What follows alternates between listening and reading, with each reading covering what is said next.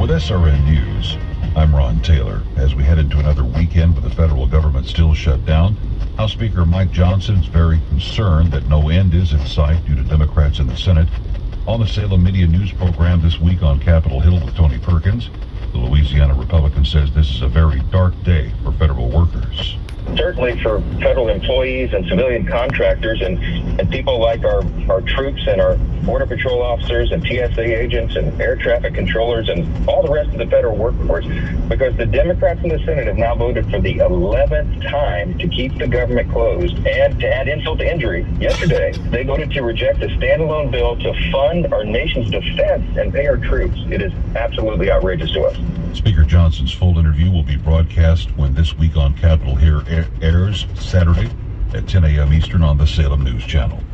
President Trump hosting Ukraine's leader Vladimir Zelensky at the White House and seemed hesitant in selling Kyiv long-range Tomahawk missiles that the Ukrainians say they desperately need. We need Tomahawks, and we need a lot of other weapons that we're sending to Ukraine. One of the reasons we want to get this war over is exactly that. It's not easy for us to give. You're talking about massive numbers of very powerful weapons. Secretary of State Marco Rubio telling reporters they will eventually share more on the latest strike off Venezuela, where 2 survivors were reportedly recovered.